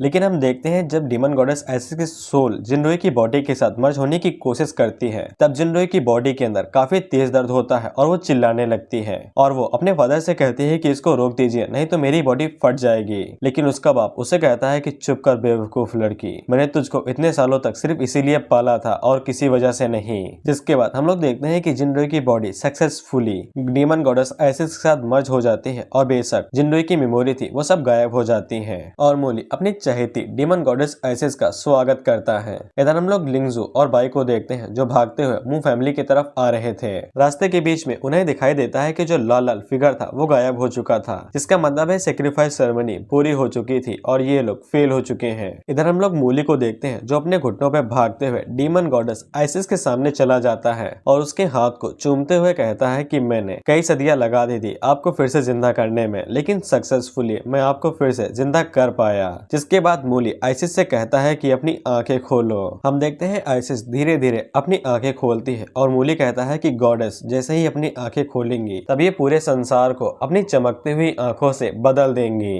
फिर हम देखते हैं कि जब आइसिस सक्सेसफुली अपनी आंखें खोल लेती है तब उसकी बॉडी से उसका ऑरा बाहर निकलता है। वो ऑरा जैसे ही किसी मेल से टकराता तो वो पागल हो जाता है और आइसिस के प्यार में पागल होके अपने हाथों से अपना सीना खुद ही चीर के अपने दिल को आइसिस के हवाले कर देता है और आइसिस से कहते हैं कि हमारे दिल को स्वीकार कीजिए। मूली कहता है कि गॉडेस बस जागने ही वाले हैं, लेकिन उसी टाइम पे हम लोग देखते हैं कि पीछे से कोई शॉर्ट से अटैक करता है जो कि दीवारों को तोड़ते हुए डायरेक्ट मूली की तरफ आगे बढ़ रहा था। जितने भी डीमन उस शॉट को रोकने की कोशिश करती तो वो शॉट उनके टुकड़े टुकड़े कर देती। मूली अपने मन के अंदर सोचता है ये तो कमाल की ताकत है, मैं तो इसे नोटिस भी नहीं कर पाया, कहीं ये वही लड़का वो तो नहीं है। जिसके बाद मूली जल्दी से अपनी शील्ड को एक्टिवेट करता है और डीमन गॉडेस आइसिस को बचाने लगता है क्योंकि वो सभी शॉट लगातार आइसिस की तरफ ही आगे बढ़ रही थी। मूली कहता है कि तुम इस ताकत के साथ भी कभी भी मेरे डीमन आइसिस गॉड को रोक नहीं सकती हो, वो आज के आज यहाँ पे जिंदा होके रहेंगे। लेकिन जब मूली पीछे पलट के देखता है तो वो सॉर्ड्स लगातार जाके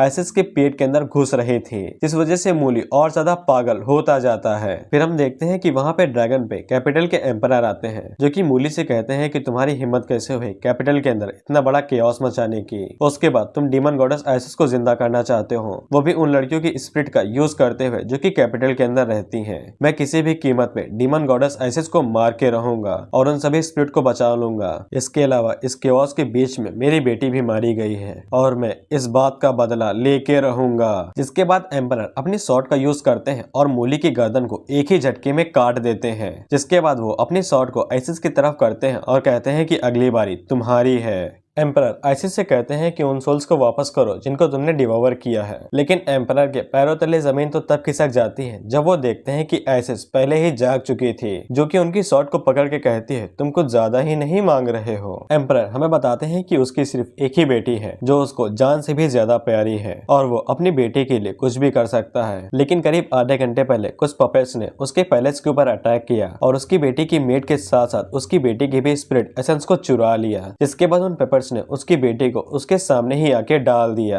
एम्परर जैसे ही अपनी बेटी की ऐसी हालत देखता है तब वो काफी हैरान हो जाता है और गुस्से में चिल्लाते हुए कहता है कि मेरी बेटी एक खजाने की तरह थी, किसी ने इसके साथ ऐसा करने की सोची भी कैसे। एम्परर खुद को दोष देते हुए कहता है कि मैं अपनी बेटी की ही रक्षा सही से नहीं कर पाया। जिसके बाद सीन अभी भी चला आता है। एम्परर आइसिस से कहता है कि मेरी बेटी के स्पिरिट एसेंस को वापस करो। इसके बाद एम्परर आइसिस के ऊपर इसी तरह से कई सारी स्वॉर्ड से अटैक करता है। आइसिस कहती है वाओ कितना कमाल का रिलेशनशिप है बाप और बेटे के बीच में, लेकिन मुझे लगता है कि तुम्हारी बेटी तुम्हारे साथ बात करना चाहती है। जिसके बाद आइसिस खुद को उसकी बेटी की शेप में चेंज कर लेती है और कहती है कि मुझे मत मारो डैड, मैं आपके लिए कुछ भी कर सकती हूँ। एम्परर जैसे ही अपनी बेटी को रोते हुए देखता है तब वो अपने अटैक को तुरंत रोक लेता है। आइसिस कहती है कि तुम अपनी बेटी के रोते हुए चेहरे को देख के रुक गए, इससे कोई फर्क नहीं पड़ता है कि कितनी सदियां बीत जाती हैं, लेकिन ये ट्रिक हमेशा इंसानों के साथ निपटने में कामगार होती है। जिसके बाद आइसिस हंसते हुए कहती है क्या तुम अभी के ज़ोंगज़ो कॉन्टिनेंट के एम्परर हो। गोकी मेमोरीज के अंदर बस तुम एक छोटे से बच्चे थे, लेकिन तुम अब एक इंसानों की नेक्स्ट जनरेशन के एम्परर बन चुके हो। चलो देखते हैं कि तुम्हारे अंदर कितनी एबिलिटी है, क्या तुम अपने पूर्वज के बराबर हो या नहीं। जिसके बाद आइसिस एम्परर के ऊपर एक अटैक करती है। एम्परर आइसिस की पावर के सामने एक सेकंड भी नहीं टिक पाते हैं और उसकी पावर से चोट खा के पीछे जाके गिरते हैं। एम्परर अपने मन में कहता है कि उसने शुरुआत से आखिर में कुछ भी नहीं किया, बस उसने अपने हाथ को हल्का सा हिलाया, लेकिन इसके बावजूद मैं इतनी बुरी तरीके से इंजर्ड हो चुका हूँ। क्या मेरे पूर्वजों ने सच में इस तरह के मॉन्स्टर के साथ फाइट की थी, वो भी 100 सालों पहले। मैं तो उसके एक मूव के भी सामने टिक नहीं सका हूँ। आइसिस कहती है क्या तुम्हें इंसानों के सबसे ताकतवर इंसान हो, लेकिन तुमने मुझे निराश किया है। जिसके बाद आइसिस मूली के पास जाती है और कहती है तुमने मुझे फिर से जिंदा करने में बहुत सारे बलिदान दिए हैं, इसीलिए चुपचाप खड़े हो जाओ। जिसके बाद आइसिस अपनी पावर का इस्तेमाल करके मूली को फिर से ठीक कर देती है। एम्परर ये देख के काफी हैरान हो जाता है और कहता है क्या इस दुनिया के अंदर सच में कोई ऐसी चीज भी है जो कि यंग इन एनर्जी को फिर से रिवर्स कर सके और किसी मरे हुए इंसान को फिर से जिंदा कर दे।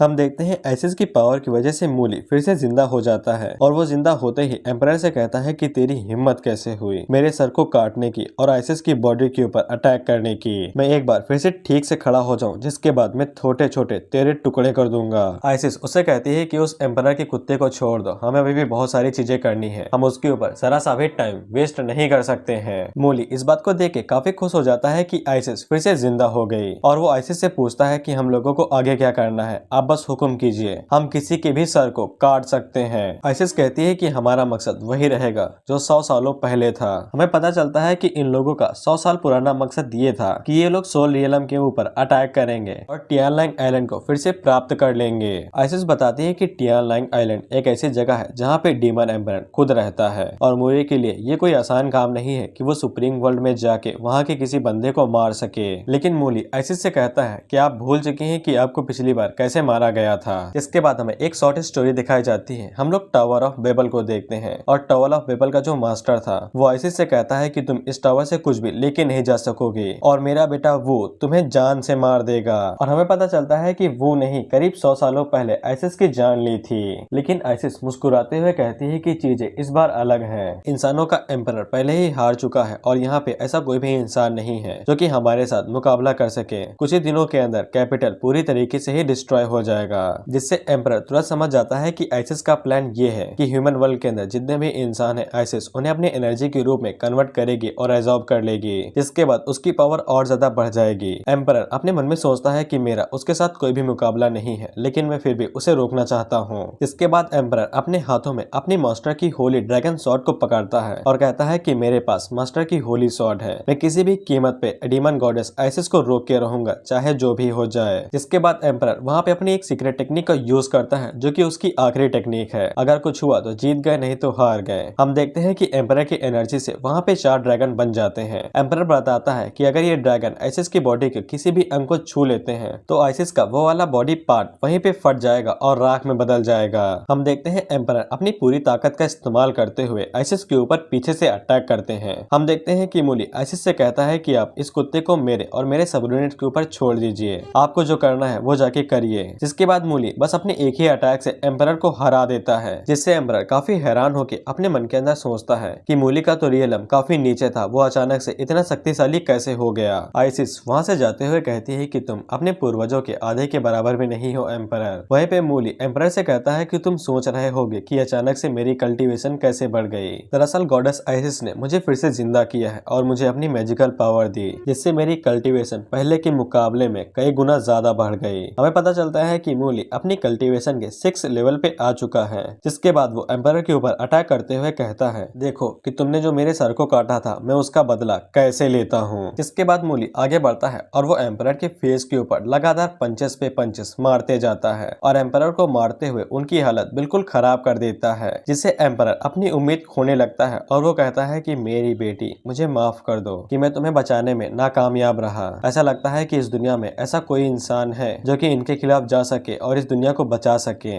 लेकिन इतने में कोई भी नहीं आता है तो एम्परर धीरे धीरे अपनी उम्मीद खोने लगता है। वहीं पे मूली उसके ऊपर अटैक करते हुए कहता है कि तुम्हारी रक्षा कोई भी नहीं कर सकता है, खुद अगर भगवान भी नीचे आ जाए तब भी तुम्हें कोई भी नहीं बचा सकता है। एम्परर को भी इस बात के ऊपर यकीन हो जाता है और वो धीरे धीरे करके बस गिव अप करने ही वाला था कि तभी हम लोग देखते हैं कि वहाँ पे लाइट चमकने लगती है, जो कि बेशक वो था और वो कहता है क्या सच में भगवान भी ऐसा नहीं कर सकते हैं। वो की एनर्जी को महसूस करके मूली काफी डर जाता है और कहता है ये तो टेलीपोर्टेशन है, आखिर ये बंदा कौन हो सकता है जिसके पास इतनी ज्यादा मैजिकल पावर है। वहीं पे वो मूली के ऊपर अटैक करते हुए कहता है अगर भगवान ऐसा नहीं कर सकते हैं तो फिर मुझे ये करना होगा। इसके बाद वो मूली के ऊपर एक जोरदार अटैक करता है और उसको उठा के जमीन पे पटक देता है और वो का ये अटैक इतना शक्तिशाली था कि मूली की जो चेहरे की स्किन थी वो छिल जाती है। इसके बाद वो जाके एम्परर का हाथ पकड़ता है और उससे कहता है खड़ा हो जाओ। एम्परर अपने मन के अंदर सोचता है ये कौन है, क्या ये सच में कोई गॉड है। वो एम्परर से कहता है क्या तुम्हें कभी तुम्हारे मास्टर ने बताया नहीं है एक किंग के तौर पे जब भी तुम मरने वाले हो तो तुम्हें शान से मरना चाहिए, अब चुपचाप खड़े हो जाओ, ऐसे नीचे रहना तुम्हारे लिए शोभा नहीं देता है और आगे क्या करना है ये मेरे ऊपर छोड़ दो। जिन कमीनों ने भी इंपीरियल सिटी की कैपिटल के लड़कियों के एसेंस को बाहर निकाला है तो सिंपली उन्होंने मेरी शादी के बीच में उंगली की है, तो उन्हें बेशक मरना ही होगा।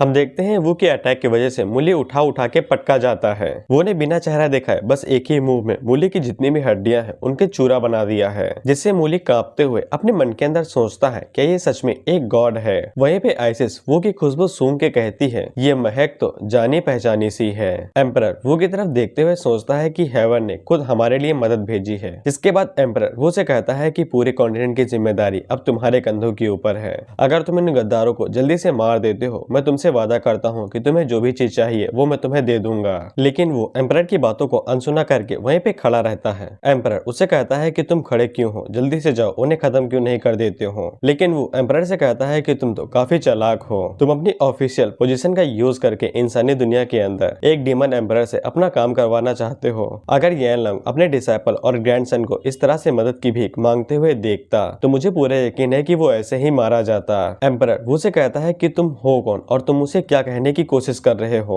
वो आगे से अपने कुछ पावर का यूज करते हुए कहता है कि मैं कौन हूँ। एम्परर आगे से कहता है क्या तुम किंग की बातों को नजरअंदाज करना चाहते हो, लेकिन वो आगे से कहता है कि यैन लॉन्ग जब ऊपर की दुनिया में आया था तब उसने मुझसे मिन्नतें की थी कि मैं उसका डिसाइपल बन जाऊं, इसीलिए मैं एक तरह से तुम्हारा अंकल हुआ। एम्परर कहता है कि तुम काफी जवान हो, तुम मेरे अंकल कैसे बन सकते हो, लेकिन वो उसे कहता है कि तुम्हारे इस तरह के स्टेट को देख के मुझे दया आ रही है, इसीलिए अंकल होने के तौर पे और यैन लॉन्ग के बिहाफ में मैं तुम्हें कुछ नई शॉर्ट टेक्निक सिखा देता हूँ जिससे तुम्हें आगे चल के परेशानी नहीं होगी। जिसके बाद वो अपनी पावर का यूज करके एम्परर को अपनी मन की दुनिया के अंदर लेके जाता है। एम्परर ये देख के काफी हैरान हो जाता है कि वो जैसा कोई नौजवान ऐसी टेक्निक को भी यूज कर सकता है, क्योंकि इस तरह की टेक्निक को यूज करने वाला अक्सर 7 रियलम का मास्टर होता है जिसने 7 रियलम्स को अच्छे से कल्टीवेट किया हो। जिसके बाद एम्परर के सामने एक स्क्रोल आता है जिसके अंदर से एम्परर के मास्टर यानी कि यैन लॉन्ग ने भी कुछ शॉर्ट टेक्निक सीखी थी, जिससे एम्परर हैरान होकर कहता है ये तो 20 साल पुरानी बात है, लेकिन क्या ये बंदा सच में मेरा अंकल है। वो कहता है तुम इस दुनिया के अंदर ही उस चीज को सीख सकते हो,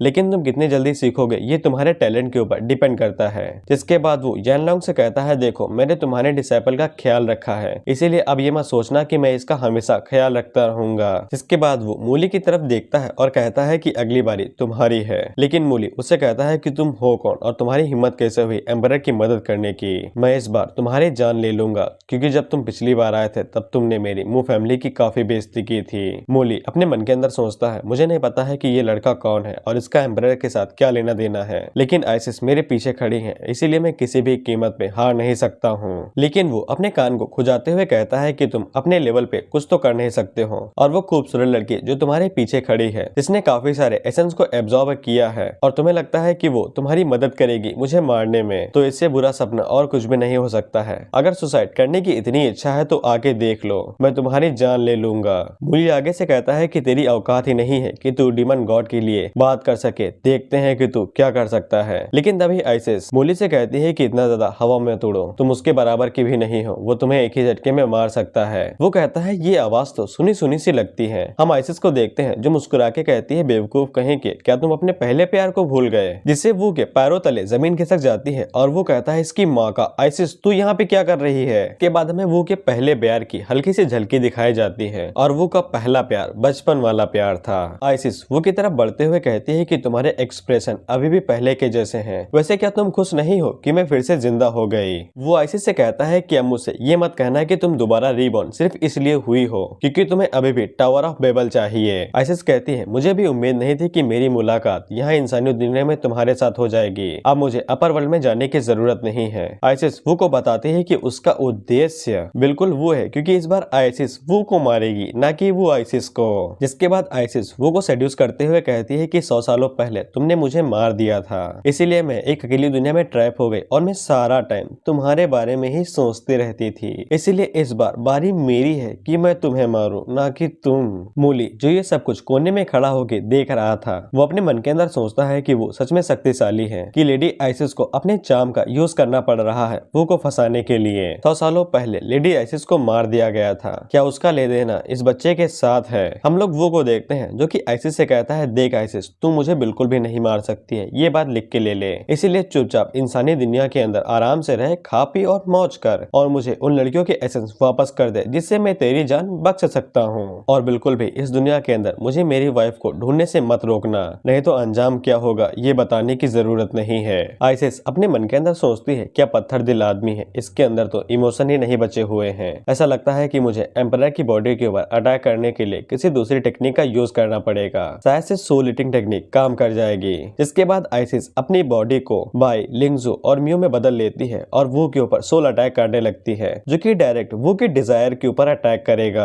वो की तीनों वाइफ वो से कहती है बाबू मेरे लिए प्लीज दर्दनाक मौत मर जाओ। वो आइसिस से कहता है कि तुम इस इल्यूजन का यूज करके मुझे नहीं रोक सकती हो, मैं तुम्हें सिंपली डिस्ट्रॉय कर दूंगा। आइसिस कहती है चिंता ना करो, खेल तो अभी शुरू हुआ है। हम लोग देखते हैं कि वहाँ पे दो बड़ी बड़ी स्पिरिट्स आ जाती हैं जिन्होंने अपने कंधे के ऊपर दो भारी भरकम कुल्हाड़ी लाद रखी थी। आइसिस बताती है कि ये दोनों लोनली वर्ल्ड की दो स्पिरिट हैं जिन्होंने 100 सालों तक लगातार आइसिस को टॉर्चर किया है, इसीलिए आइसिस वो को वही दर्द देना चाहती है जो आइसिस ने झेला है। इसके बाद आइसिस उन दोनों स्पिरिट से कहती है जाओ और जाके पूरी ताकत का इस्तेमाल करना उस लड़की को खत्म करने के लिए। हम देखते हैं वो दोनों अपनी बड़ी सी कुल्हाड़ी उठाते हैं और वो के ऊपर एक जोरदार जोरदार अटैक करते हैं और वो अटैक इतना शक्तिशाली था कि मू फैमिली का जितना बड़ा मेंशन था वो राख बन चुका था। मूली कहता है ये अटैक इतना शक्तिशाली है कि खुद गॉड भी इससे बच के नहीं निकल सकता है। हम लोग बाई और लिंगजो को देखते हैं जो भागते हुए मू फैमिली के मेंशन की तरफ जा रहे थे, लेकिन रास्ते के बीच में अटैक होने की वजह से वो रास्ता ही डिस्ट्रॉय हो जाता है। लिंगजो कहती है कि वो किस तरह का अटैक था जिसने पूरे मेंशन को ही राख में बदल दिया। बाई कहती है ऐसा लगता है कि हमें जल्दी करनी चाहिए, नहीं तो कोई बड़ी दुर्घटना हो सकती है।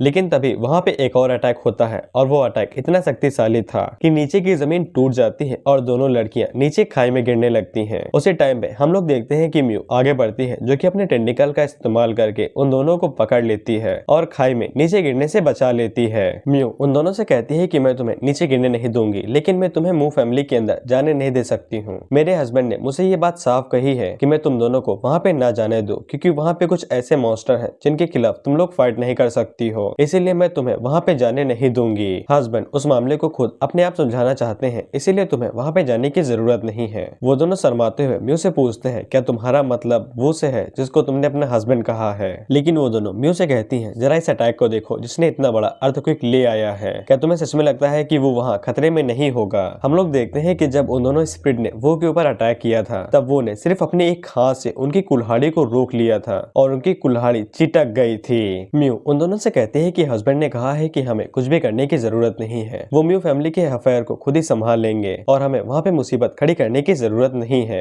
हम लोग देखते हैं कि लिंगजो जल्दी से आगे बढ़ती है जो कि म्यू के पीछे जाती है और पीछे से उसको गुदगुदी करते हुए कहती है ऐसा लगता है कि म्यू ने पहले ही तुम्हें कस के पकड़ लिया है, इसीलिए तुम उसे बार बार हस्बैंड हस्बैंड कह रही हो। जिसके बाद म्यू अपने मन के अंदर सोचती है ऐसा लगता है कि मैं हंसने वाली हूँ, जिसके बाद वो हंसने लगती है। लिंगजो अपने मन के अंदर सोचती है कि मैंने सोचा था कि मैं म्यू की पहली पार्टनर बनूंगी, लेकिन ऐसा लगता है कि मेरा सेकंड नंबर लगेगा। हम लोग बाई को देखते हैं जब वो म्यू को इस तरह से हंसते हुए देखती है तब वो अपने मन के अंदर फैसला कर लेती है कि वो म्यू को उसकी मदर के बारे में अभी नहीं बताएगी। जब म्यू फैमिली का सारा झंझट एकदम से खत्म हो जाएगा तब बाई म्यू को उसकी मदर के बारे में बिल्कुल शांति से बता देगी। लिंगजो म्यू से कहती है लेकिन हम लोग फिर भी वो को वहाँ पे अकेला नहीं छोड़ सकते हैं, उसका लेवल काफी ज्यादा कम है, हम लोग उसको अकेला नहीं छोड़ेंगे। बाई भी म्यू से यही कहती है, जिसके बाद वो दोनों भागते हुए म्यू फैमिली के मेंशन की तरफ जाने लगते हैं। जिसके बाद तीनों भागते हुए मेंशन के पास आ जाती हैं और उन तीनों को वही दोनों दानव दिखाई देते हैं जिन्होंने अपने हाथों में बड़ी बड़ी कुल्हाड़ी पकड़ रखी थी। म्यू कहती है देखो हस्बैंड भी वहाँ पे खड़े हैं। इसी के साथ हम लोग इस एपिसोड को यहीं पे खत्म करते हैं और अगला एपिसोड लास्ट एपिसोड होगा और उसको आने में 2 दिन लग सकते हैं क्योंकि वीडियो शायद से लॉन्ग होगी।